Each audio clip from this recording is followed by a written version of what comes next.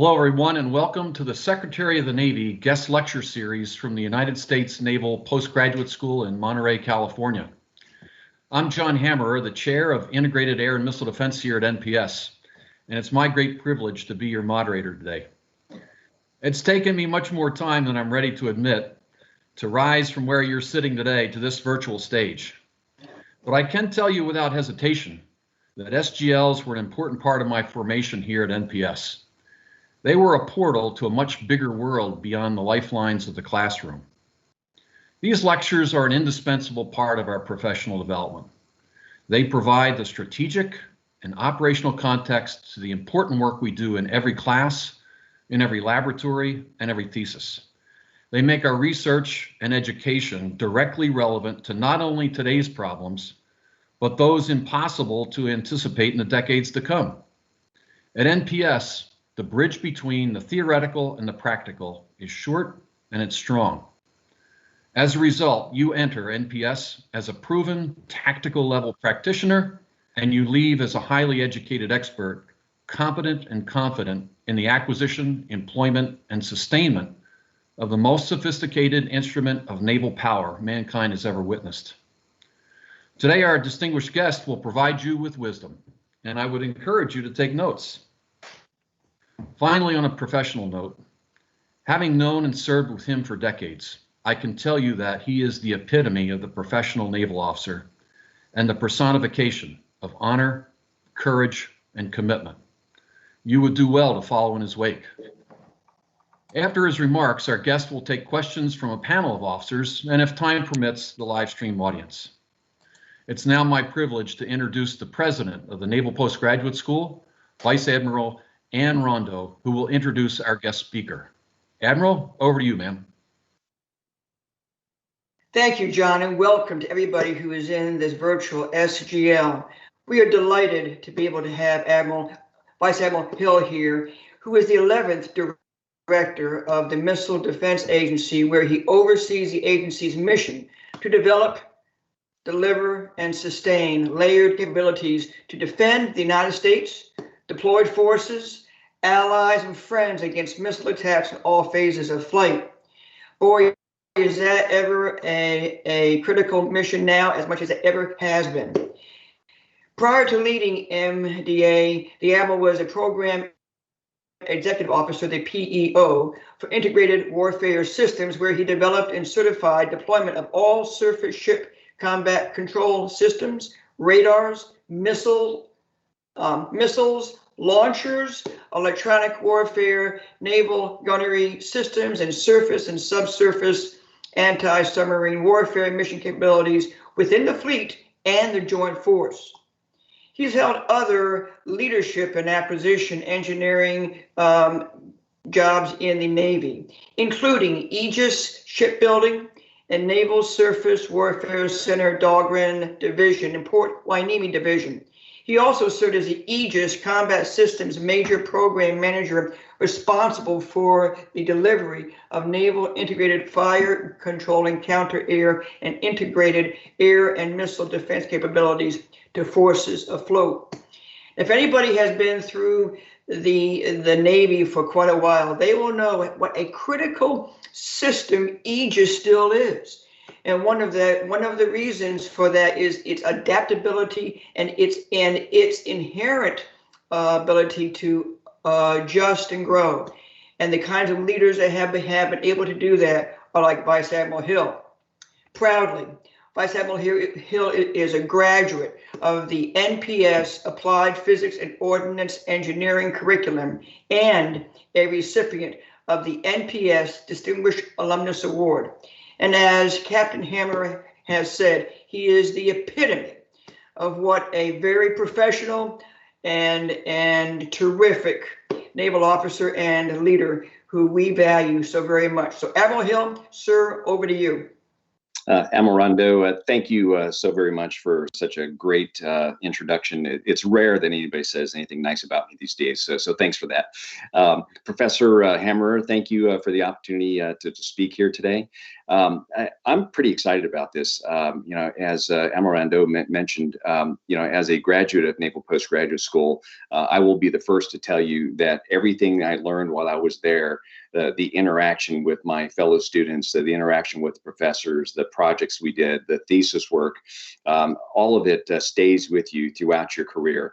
And as I turn that corner around 35 years or so of service, I will tell you I haven't forgotten a day.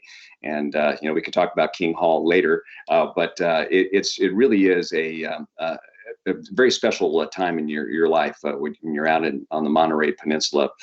For me, I had family out there, and so that was awful nice. My uncle served at the school way back when in the electrical engineering department. My auntie worked in the local area there, so it was nice to spend time with them while we were there. But as a applied physics guy, I didn't spend as much time as I would have liked to in golf, and so I'm still working on that. Real pleasure to talk to you today about missile defense. I've been in the job coming up on 2 years this summer. And I've learned an awful lot and hopefully have made some contributions that matter. And I'll walk through some of those as we kind of tie into it today. And I'll focus in on the technology aspects of what we do in missile defense. It is a complex mission set. As the Admiral mentioned, I tell my folks all the time, it's a noble mission, and you don't execute that noble mission without a stellar team. So our call sign is Stellar Team Noble Mission, because that's what it takes. So in terms of what MDA really does, Amarando basically laid down our mission statement, in that introduction. So I can't add much to that, other than the fact that as you enter into the world of a new administration, you kind of have to remind everybody what you do and why you do it. And certainly defense is a major part of deterrence. And we can talk about that as we come through. You have to have a credible missile defense to be a credible deterrent.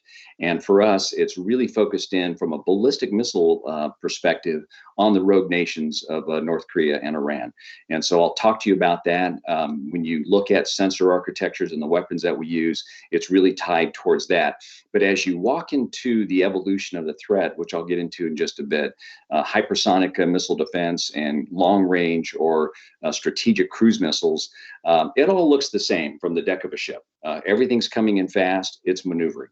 And so we're well geared to take on and grow into those areas of hypersonic defense. In fact, Congress designated us as the executive agent for hypersonic missile defense. And we're working very closely with Northcom to handle that very tough strategic cruise missile threat. So if you don't mind, we'll bring up the slides now and I'll kind of walk through these. And I have a really great video I want to show you, one of our most recent flight tests. And so if you just go ahead and turn the chart, please, chart 2. The chart I'm showing you here was sourced out of the 2019 Missile Defense Review. I used to really struggle talking about the threat until that review was published, because it kind of laid down a lot of things. When we do our inside voice in missile defense, we forget that not everybody speaks our same language. So we tend to speak in terms of, in the upper left, of short range, medium range, intermediate, and ICBMs, intercontinental ballistic missiles. And this chart sort of lays it out in kilometers and clicks, but also breaks it down into miles for you, so you can kind of get a sense of the scale we're talking about. So if you were to launch from some place up in the Northeast, and we just chose Bath, Maine for fun when we put the chart together, you can kind of see the ranges that we're talking about. And if you just read the white news and what's out in the press today, you'll hear everything about multiple launches coming out of the rogue nations in the short and medium range, and you can see the ranges they cover. It can be pretty daunting. And if you look at the ICBM range, greater than 5,500 kilometers, or 3,500 miles or so, that's a lot of coverage. And so those are threatening missiles from a range perspective. And in the upper right, you think about the complexity of the threat, which is constantly changing. Everything from their penetration aids, that could be decoys, it could be countermeasures, different frequency ranges from what you may be looking at. And if you don't think they understand our frequency ranges, think again. They can maneuver in mid-course, they can maneuver in the terminal phase, they can be multiple reentry vehicles, they can be maneuvering, they're hypersonic or the long-range cruise missiles, as I mentioned. And so we're working to integrate all of these different pieces into our defensive systems, because guess what? The adversary is integrating their ballistic cruise missiles and their unmanned air vehicles, making life very hard for us. And you see on the lower right-hand side of the chart, they parade it around. So this is like just a circus for our intel community. They love looking at these things. I love staring at them. right? If you've been in this business for a long time, you can look at any of these pictures and figure out the range of what that missile is. You can figure out what's behind that nose cone just by looking at it. So they like to show off so they can make guys like me nervous. I'm not nervous because I do believe we've got the best defenses on the planet. Lower left kind of shows you the speed ranges. And so if you haven't looked at, Mach numbers and what they mean in a while, and if you haven't looked at what they mean from a miles per hour perspective, when you start talking hypersonic and high hypersonic, these are very, very high speeds. A lot of people don't think about ballistic missiles being hypersonic, but they are. In the end game, as they come back into the atmosphere and they come screaming down on a city, on a ship, on an aircraft carrier, on a missile battery, on a fire control sensor, they're coming in at those speeds. And so they're very, very hard to defend against. And I'm going to say it right now, because I'll repeat it again later. We do hit to kill technology, which means we are colliding in space with the ballistic missiles that take them out early. And then we have layered defense to continue taking them out if they bleed through. Let me go to the next chart. So I want to talk a little bit about innovation, how we improve ourselves, and the intelligence world. If you just turn the chart, please. In some ways, you can think of it as, how do you make warfighting easier, right? There's a big demand on education. That's why you are where you are today. And from the learning aspects of what you take at Naval Postgraduate School, and as you apply that throughout your careers. Just because you study physics doesn't mean you have to necessarily apply that discretely throughout your career, but just the idea of the system engineering problem, solving complex problems, thinking about things from a complex perspective, breaking things down. That's really how you apply it as you move forward in the future. A couple of my heroes, on the chart here, whether it's the father of the nuclear navy, Hyman Rickover. Some of you may not know that the Aegis program was based on, how we did things in the strategic systems program or the Trident program. That was the basis of how we stood up the Aegis program all those years ago. And when you look at the incredible Grace Hopper and what she did in the cyber world, and then you kind of look at that history, then move to the right of the chart, and you see where we're going now with the advent of a Space Force and Space Command. I'll talk to you about my relationships with Space Force and Space Command, because it's a pretty important one in the missile defense world. But I'll kind of tie you back to the CNO's value in learning and what that means from a leadership perspective. If you look at his frago from back in January 2019, learning, the ultimate warfare enabler. Intellectual development of our sailors, most critical warfighting capabilities. You look at the NAV plan in 2021, best trained and educated force in the world. So he is pointing towards education as a foundational aspect to what you are as a naval officer and what we will do as you progress through your careers, because it's not going to get easier, because of the prior chart, the threat is constantly evolving. I never start a brief without talking about the threat, and that's where I'll always go, because that's what's driving everything that I do. Next chart, please. This is what we call the placemat. I had to adjust it when I first stepped into the job back in the summer of 2019. What you see when you look at the chart is that nice Keplerian ballistic track, pretty predictable. In fact, that's how you fight ballistic missile defense. You see it from space, you see the flash, it passes through radar, you get a track on it, and you predict where it's going to go, because it's a fairly predictable flight path. And so then you can build your fire control around that. Well, ballistic missiles aren't so predictable anymore. They do range extensions in space. They may maneuver. They could pull a dogleg maneuver, upon launch. It's really tough. Some of them can even be launched from aircraft. And then you take a look at the hypersonic threat, which is this yellow piece that we put in there. Starts off ballistic, then it dives back down, then it comes up and it goes into this long glide phase where it's overflying our air defenses and underflying our space defenses. And then it comes back into the atmosphere and creates havoc, because it is maneuvering around. And if you've got a radar single face pointing towards the threat axis, this thing's going to it's going to come around the backside and kill you. So the threat is lethal. It is here, it is now, and it's continuing to evolve. So what are we going to do about that? Well, I think in terms of detect, control, engage, my old Aegis training, very simple framework for me. What sensors are involved, what control systems are involved, and what weapons are we going to put on it? And those weapons can be hard kill, which is what this chart really speaks to. And I can't really talk about the non-kinetics, which aren't included here, but that's how we kind of fill in the gaps. But if you start at the bottom of the chart, that's really the foundation, right? You have to be able to see it if you're going to shoot it. So we start in space. Right, so I mentioned before that first launch that comes out, he'll pick a country that starts with North Korea, and you're going to see that flash from space first. but that space hit's not going to be good enough to shoot on because it doesn't have the fidelity that you need. So you got to fly through the radar.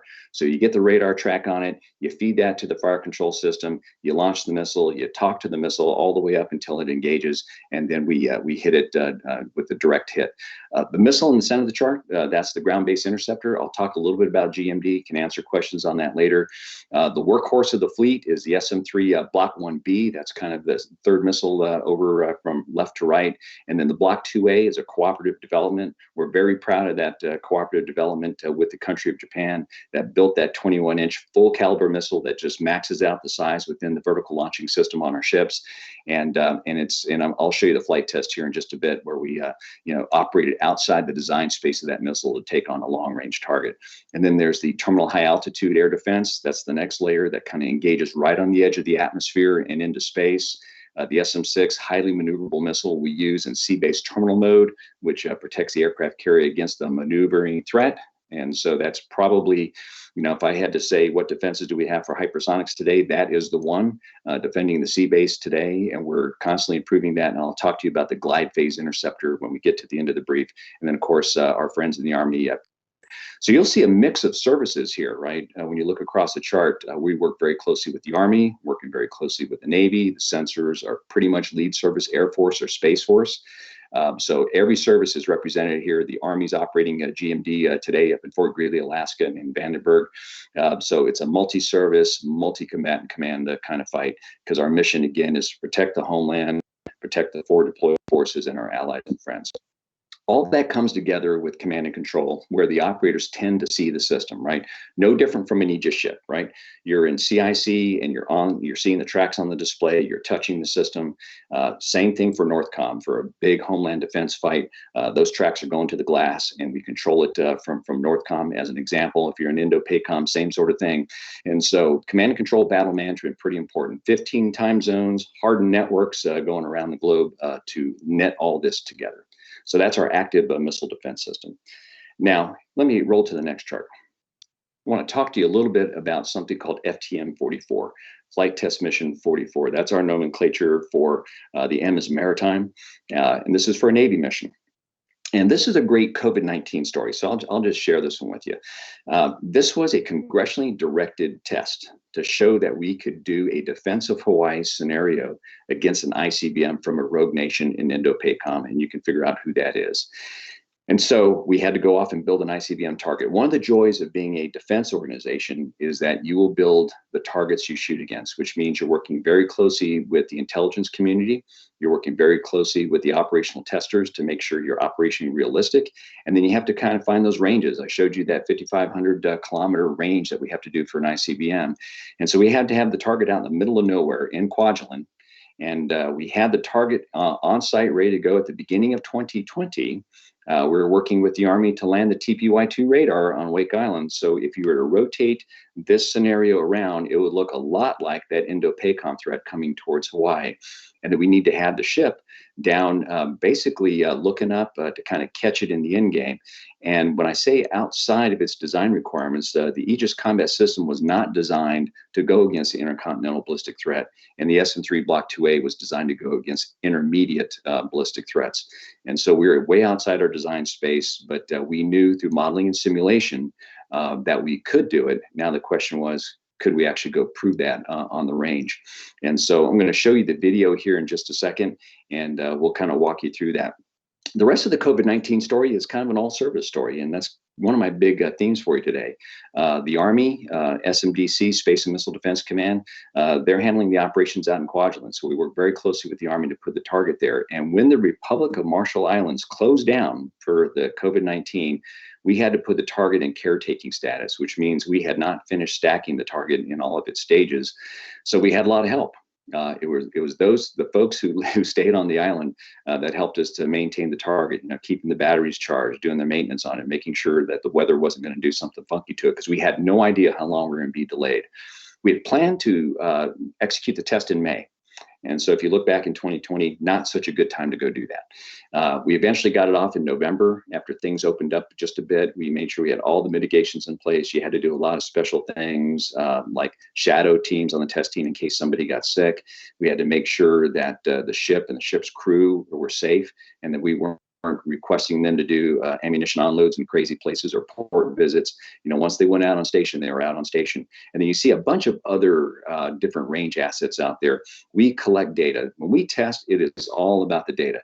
I could really care less about messaging. That's not my job as the director of the Missile Defense Agency. Other people worry about strategic messaging. What does this test mean? How is the rest of the world going to respond to it? I don't care.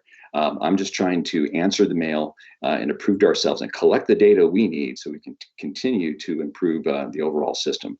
So I'll stop talking now and we'll go ahead and run the video and just let me know what you think. All right, back to the video.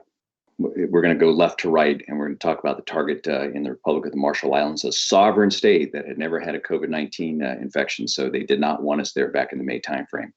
So there it is, system under test participants. We operated out of Colorado Springs. That's the MIDIOC, the Missile Defense Interoperability and Operations Center.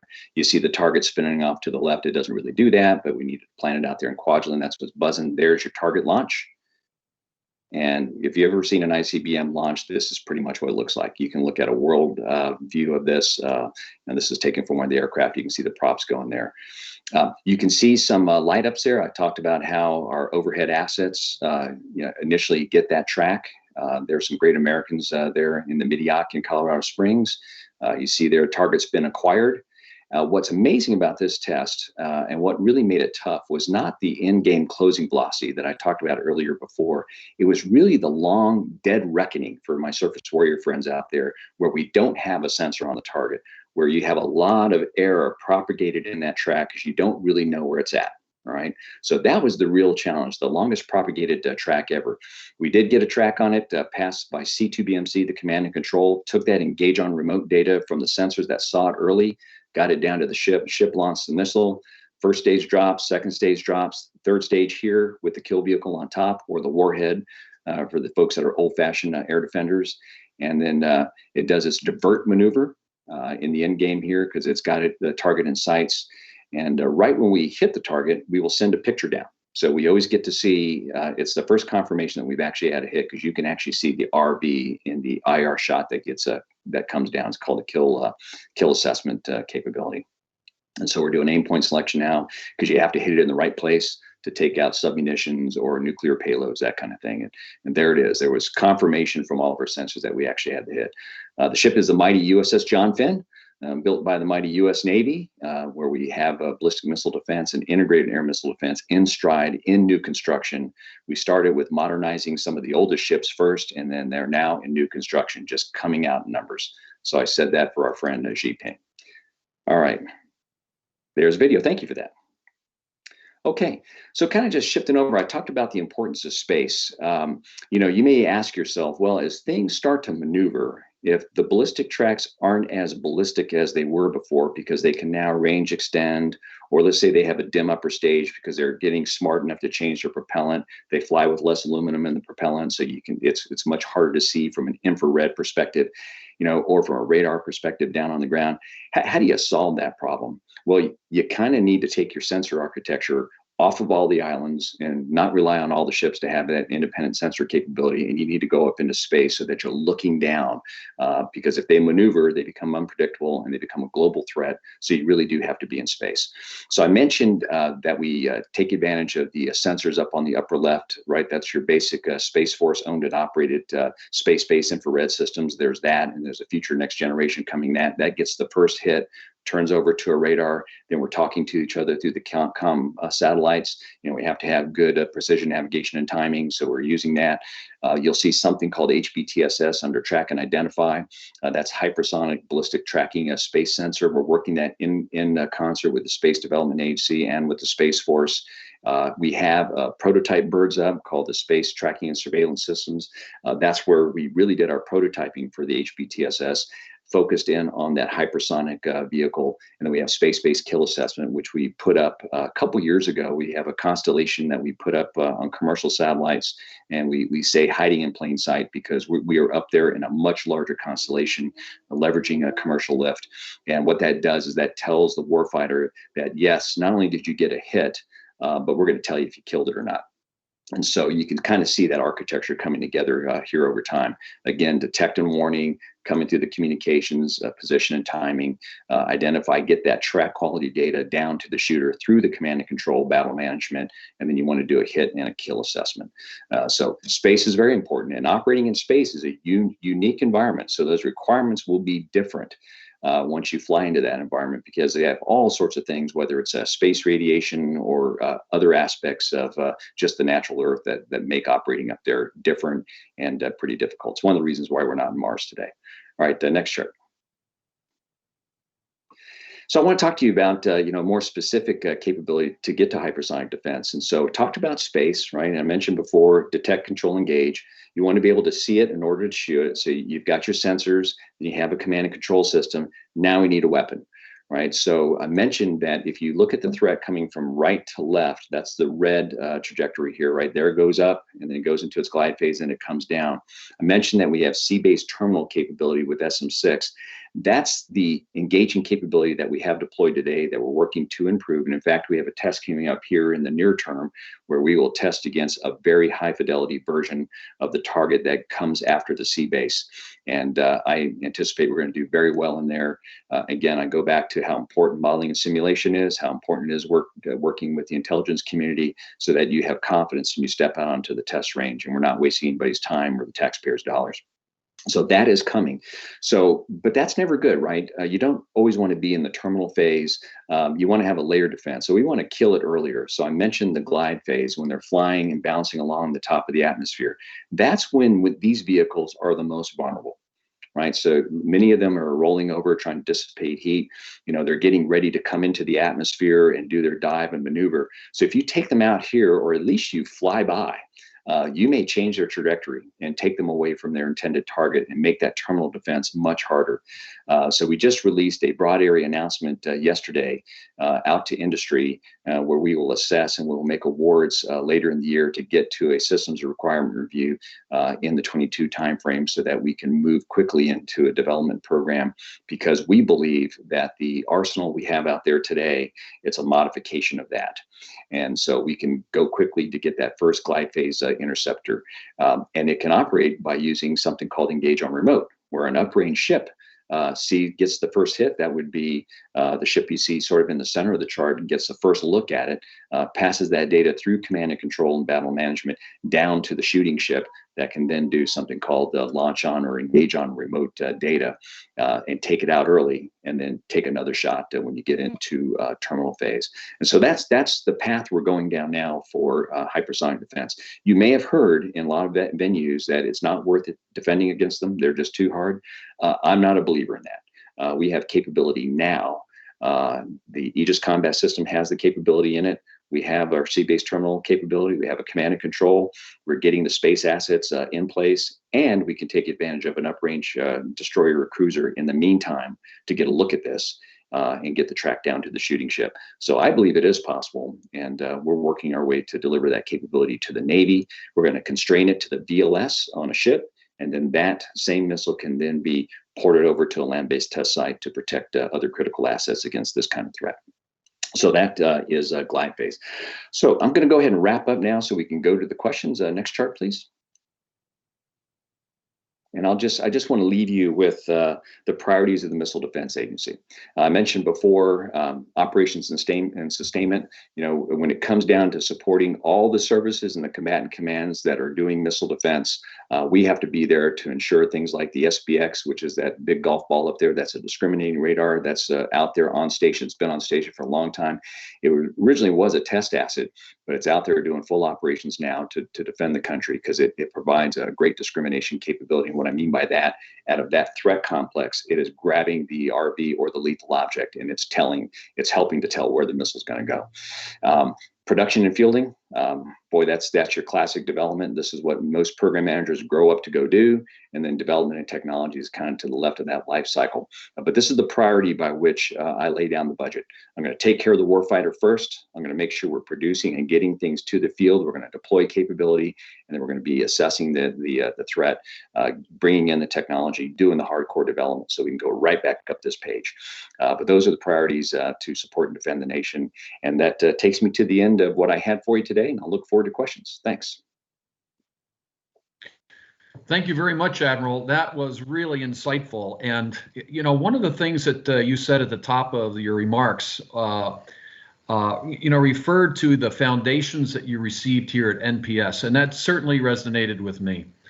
The fact that, you get so much incredibly important knowledge here that you really can carry on through the rest of your entire career. And not only that, but the importance of this in allowing you to enter the conversation. So as a bit of an aside, I will tell you, I was really impressed by the slide that you had with a picture of the father of Aegis. They steal the Meyer Scholar, smiling now. The Meyer Scholar program at NPS really is based on all the great lessons learned from the Aegis program, the father of Aegis. And I suspect for some, this was a pretty overwhelming presentation here. A lot of very sophisticated stuff. But the Meyer Scholars have been studying this stuff for about 2 years now. And so now they are fluent in this discipline. And I should tell the members of our audience, if you are here at NPS, you don't have to be an engineer. You can be in any curriculum, and we would be happy to have you join us in the pioneering of this at the NPS. So, Admiral, again, thank you very much for that. And now it's time to turn to the panel. And so up first, I'd like to introduce Lieutenant Sasha Barnett. Lieutenant Barnett is an engineering duty officer. She graduated from the California State University Maritime Academy with a Bachelor of Science degree in mechanical engineering. She served aboard the Aegis destroyers Hopper and Higgins. She's completing a Master of Science degree in applied physics, and she is a Meyer Scholar. Her thesis is on atmospheric characterization of land-sea interface and its impact on the high-energy laser. Upon graduation, she's headed off to Engineering Duty Officer School and ultimately to the Surface Warfare Center in Dahlgren. Over to you, Lieutenant Barnett. All right, thank you, sir, and thank you, Admiral, for taking the time today to speak with us. My question actually comes from the audience, but it's also related to one that I had. Lieutenant James Kornowski asks, what do you see to be the biggest challenges to the Missile Defense Agency in the future? Yeah, it's a great question, Sasha. Thank you. By the way, congratulations on a great kickoff to your career. You're just going to have a blast because the world is your oyster. There's so many things to do. And why? Because my answer is it's the threat. It's continuously evolving, and I will tell you that it's frustrating to me at times where people don't recognize that, and you'll find yourself, later on in your career where you're having a discussion, and the assumption going in is that everything's static. Nothing is static. The threats that we were facing when I was where you're at in your career are not what they are today. So when I mentioned some of the things they do with penetration aids and maneuvering threats and global coverage, flying above air defense, coming underneath our space defense, that is the major issue that's facing us, and that will be the engineering challenge down the road for how we take it on. Now you can have a philosophical conversation about deterrence. I'm asked all the time, Admiral Hill, how much missile defense is too much missile defense? I love that question, right? Because the assumption there is that our offensive capabilities are going to be so much better that we just won't need it. Well, I will tell you that we're not a first strike country. And so you need to have a credible defense. If you really think you're going to take the aircraft carrier or destroyer cruiser and put them inside the first island chain without their ability to defend themselves, you need to go read some books. So it is the evolving threat. Thank you, sir. All right, thanks.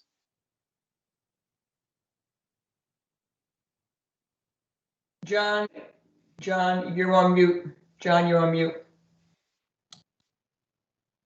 Okay, I'm not on mute. Okay. Oh, John Hammer. Okay. Yeah, too many VAB actions.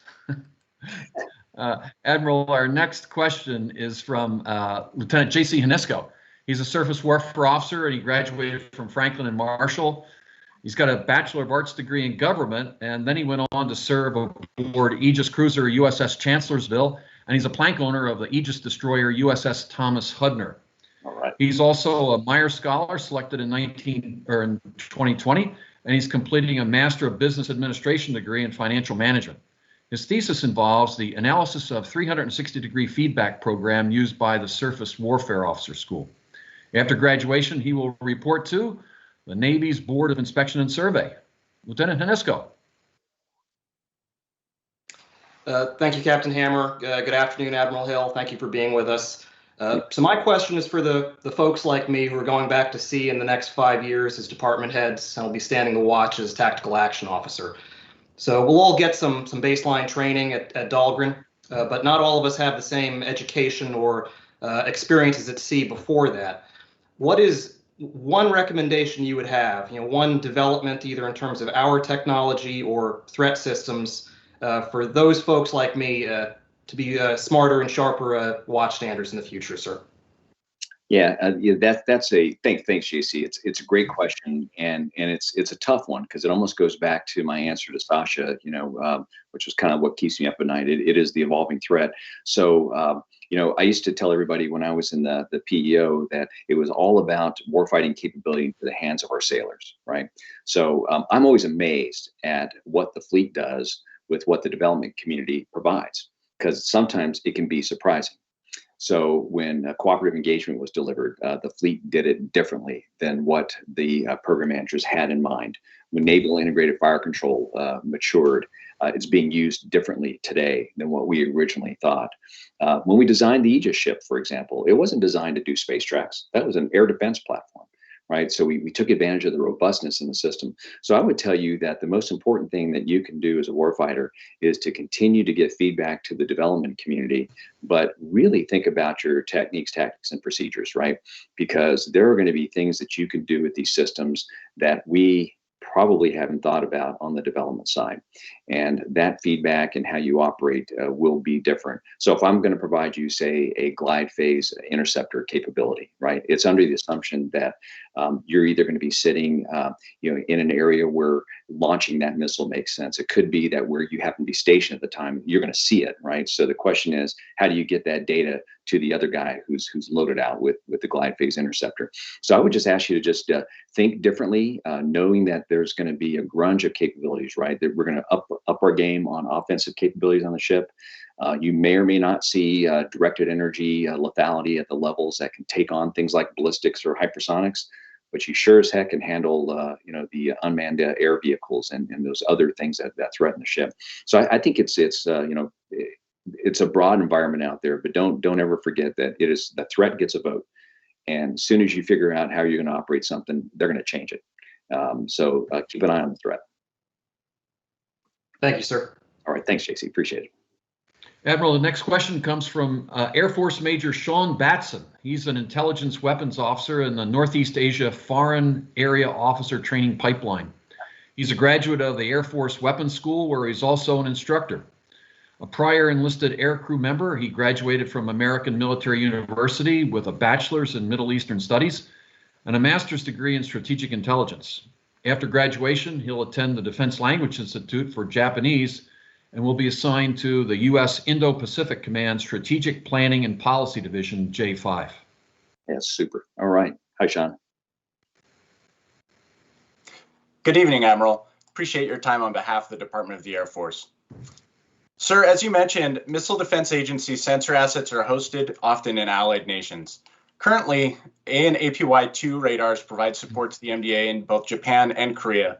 Although, as our chat participant, Lieutenant Commander Karan notes, a planned Aegis Ashore installation in Japan was recently canceled in fall 2020, reportedly due to cost and technical integration concerns. As a foreign area officer in training, what role can my community expect in supporting the MDA in country? Additionally, what is the future of the Allied Aegis Ashore program in the Indo-Pacific? Okay. Hey, well, so I will try to first correct the record, because this is also part of your job, right? So Aegis Ashore is still in play for Japan. They have an open FMS case with the Missile Defense Agency, and they have a direct commercial sales for the radar with industry. So what they did is they shifted from having it land-based. So it wasn't really a technical issue. I guess you could say it was. It came down to siting.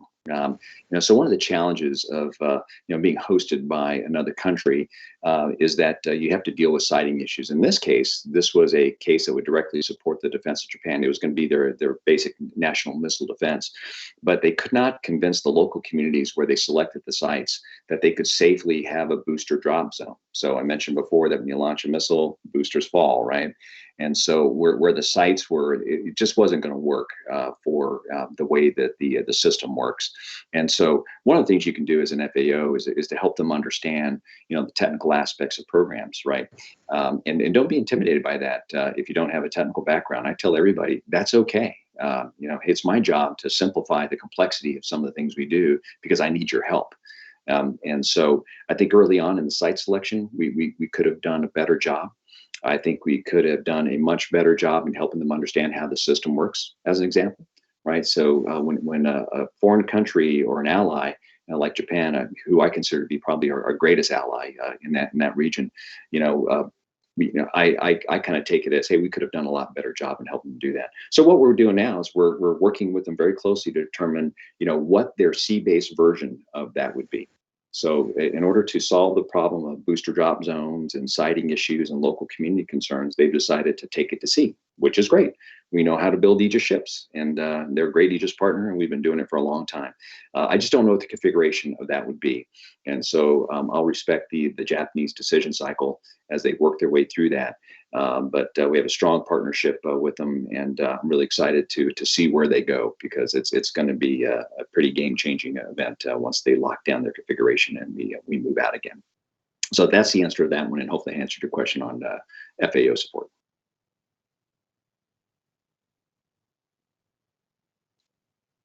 Thanks, Admiral. The next question comes from Lieutenant Eric Samayoa. He's a surface warfare officer and graduated from the Citadel with a Bachelor of Science degree in physics. He served aboard Aegis-guided missile cruisers USS Anzio and USS Mobile Bay. He's completing his Master of Science in Applied Physics and is a Meyer Scholar. His thesis is on the characterization of calcium-magnesium aluminosilicate attack of ultra-high temperature ceramics. Upon graduation in June, he will head to the Surface Warfare Officer Department Head School. Okay. Eric. I'm afraid now. Go ahead. Thank you, Captain Hammer. Good afternoon, Vice Admiral. My question: each service has their hand in missile defense. Examples include GBI, THAAD, Aegis, and spaceborne assets from Space Force. And differently from one another, what challenges have you encountered with service system integration for a unified missile defense system? Yeah, that's a great question. I would tell you, we have the processes in place, right, to stay connected to the services. And so I'll just give you an example. When the Army wanted to move towards more dynamic deployment of the Terminal High Altitude Air Defense System, the THAAD system, we worked very closely with them to ensure that they had all the part support, logistics support that they needed. If there was an update in their training, we would just work that directly with their schoolhouses, and then they just go off and they do it, right, which is great. It's the same thing for Aegis ships that do the ballistic missile defense mission, right? We supply the technology, we update the schoolhouse there in Dahlgren to make sure that the officers and crew have everything they need, and then they deploy, they're gone. And if there's some sort of parts need because there's a unique ballistic missile defense need, we make sure that we're fully funded in that area. So a lot of it is just like all things, right? It's about maintaining the trust with the service. So if you were to ask me what keeps me up at night, really, it is disappointing a combatant command or disappointing a fleet commander, disappointing a commanding officer of the ship because we didn't deliver what we said we would. So we have service bonds on a regular basis. So once a quarter, I meet with the Army acquisition and operational side. Same thing with the Navy and with the Air Force and Space Force now to make sure we're synced up. Because when you look at our deployed radars around the globe, the land-based ones, that's Air Force and that's Space Force. In some cases, we're cost sharing to upgrade some of the older radars, like the early warning radars. Some cases, they're functioning as lead service for a brand new radar. We're building this huge monolith up there in Alaska, in Clear Alaska. It's called the Long Range Discrimination Radar, and that's a big part of the sensor architecture. So we're in very tight with the Air Force there, very tight with Space Force. I mentioned my friends in the Army. If you want to know as a surface warfare officer of the other services, who can you connect to the easiest? It is an Army air defender. So the air defense artillery folks think like surface warfare officers do, because they're thinking about where's my radar, what's my fire control system, how that missile is going to get there. If you look at Patriot, it's got the same functions as the ship. If you look at THAAD, same functions as the ship. It's pretty amazing how closely coupled we are. And then working closely in space with the Air Force and with the Space Force. It is regular engagement. It is making sure you never let them down. And so you don't want to overpromise and underdeliver. You want to do the exact opposite. Thank you, Admiral. All right. Thanks, Eric. Appreciate it. I'd like to shift to Commander Doug Jones. Commander Jones is our Director of Programs here at NPS, and he's got exquisite insight into how naval officers get here and how naval officers stay here. So, Commander Jones, over to you, sir. Thanks, Captain Hammer. Good evening, Admiral Hill. It's nice to see you again. Appreciate you taking the time to talk to the students and our faculty. Great here. to see you. Yeah. So in my question real quick is, in the navigation plan, the CNO addresses the Navy's need to integrate warfare, space, cyber, and you discuss some of this in your presentations on how we project power and influence those events. It also points out when it gets to the personnel side that our sailors must outthink and outfight the adversary, all while becoming masters of an all-domain fleet, right, in the operations. So in your opinion, what do you think, as there's discussion to transform the naval education enterprise, and as a prior graduate of NPS, what do you think from the Missile Defense Agency perspective would be required for our future officers to, what transformation within that naval education enterprise would be required in order to compete and deter and win in the future? Boy, Doug, that was a really loaded question. No, but it's a good one.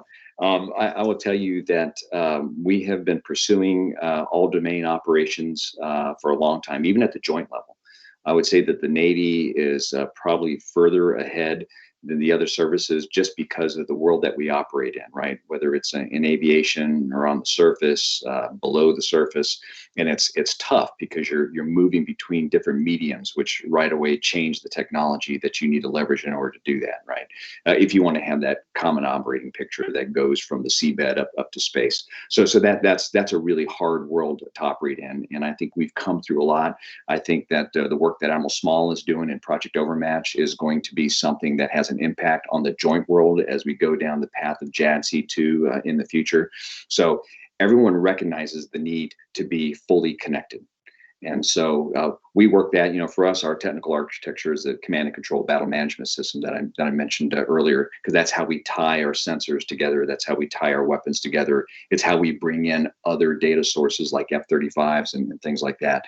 But what I think Project Overmatch will produce for the Navy is the next generation of that, leveraging commercial practices, bringing in the best and brightest to go do that. So I'm really excited to see where that will go, because I want to connect to that, from a missile defense agency perspective.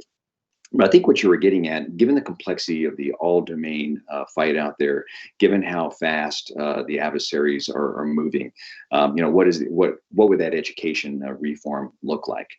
I will tell you that it's a very hard question. It's a subject of debate, right? How technical do the unrestricted line officers that are deploying every day need to be? How technical should our sailors be? Well, I would say just go back and look at history, right? We have always been a technical service. And why is that? Because once we pull away from the pier, we're on our own. right? And so, I still think that a strong foundational education in not just in the art of conducting war, but what's behind how you conduct is really important. And so you don't have to have a master's degree in physics and be a geek like you. I mean, you can just talk to geeks like you, and and so I would say that if we professionally understand that we need to know how these systems work so we can adequately employ them, I think that is the key, and that kind of thinking will drive the reform in education because it is becoming more technical, it is becoming more connected, so it's challenging. It hasn't gotten easier, and I think if we take a pass and say we're not going to worry about it, we're just going to let experts do it, we're going to let the engineering duty officer community, this little bitty community over here that represents less than 1%, there are more lawyers in the Navy than there are engineering duty officers, by the way. So you can't say that's your only technical prowess in the Navy. You need it in operations and deployed underway, right? So officers need to have that technical background, whether it's a master's degree or a bachelor's degree, or they go off and they take special courses on making sure they understand how phased array radar works. I think it's pretty important to have a, kind of a curiosity and a real desire to learn and understand so that we can be the best. Let me just give you a little one, Doug, just for fun. I was talking to one of the folks out in Silicon Valley today, and he said, hey, look, we were talking about the valley of death of science and technology moving into development programs, right? And how you solve that problem, right? And the story he told was an interesting one. What he said was, from World War II through 1970 or so, we were innovating like crazy, right? We came out of that war, we were investing in our universities, we were investing in our people. We knew we were in an interwar period and things were going to get crazy, right? And there we were in the Cold War, right? We could afford to be a little sloppy and inefficient through that timeline, because we were the only ones that were spending money on science and technology and investing in universities. And did you know that today we only put in about a third of the global S&T investment? So there's 2/3 of the rest of the world. So the question is, can we afford to be inefficient? Can we afford to make decisions to not educate our people that are operating these complex systems? And so I'll kind of leave you with that because it kind of had an impact on my thinking today. But it's probably not a direct answer to your question, Doug, so I apologize for that. How's Dana doing? No, sir, it's great insight. Thank you very much for sharing that. It helps out. All right, fantastic. It's great to see you. Great to see you too, sir.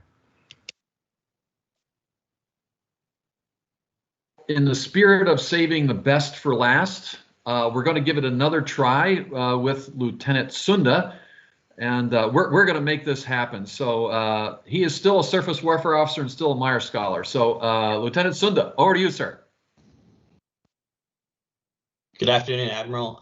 The question is, with Phase 3 of the European phase approach ending with Aegis Ashore in Poland nearing completion and SM-3 Block 2A deploying soon, do you foresee the THAAD improvements and the BMD-capable Aegis ships outfitted with the Block 2A filling the capability gap left by the cancellation of the Block 2B, sir?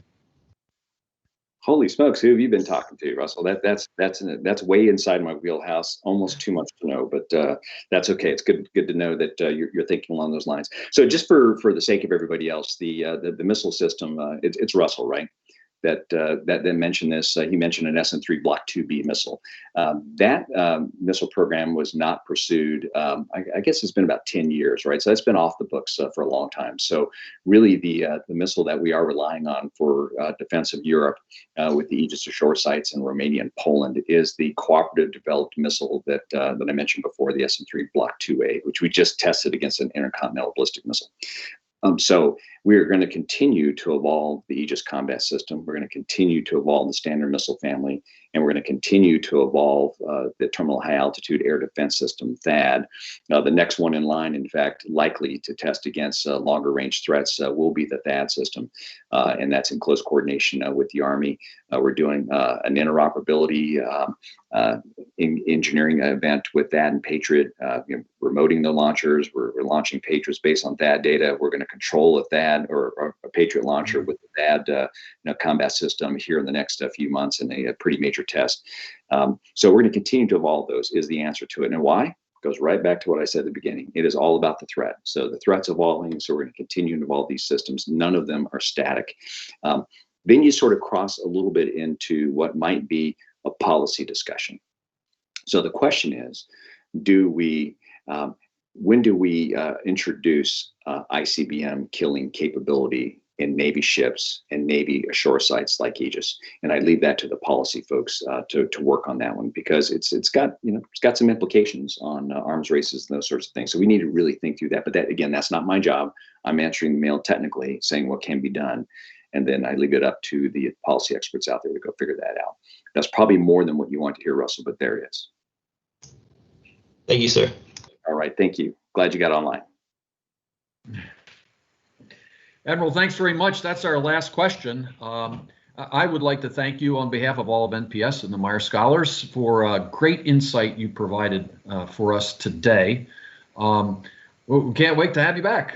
So in any case, thanks again, and over to Admiral Rondo. John, thank you. Admiral, thank you for the time. Admiral, I thank you very, very much for being here. You know, you made a number of interesting comments about keeping an eye on the threat, about thinking differently as it contributes to decision making, but the fact that FAOs need to understand technical issues at an effective level.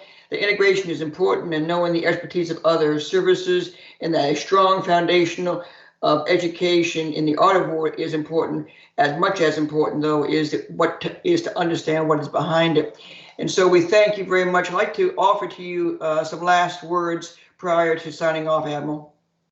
Admiral, thank you. I have a speaking engagement tomorrow, and I would like you to give that brief for me, because no, I really just want to thank the Postgraduate School for the great things you are doing, the investments in our military. I notice it's a joint operation there.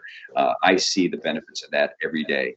I have so many folks that work with me, Army officers, Air Force officers that have come through Postgraduate School, and it's just stunning what you do. So it's very easy for me when I get a phone call from the folks that are working in the physics department saying, hey, would you make a very small investment here so that we can fund this thesis work? And the answer is yes. It will always be yes, because I really believe in the mission of the school and what you're doing.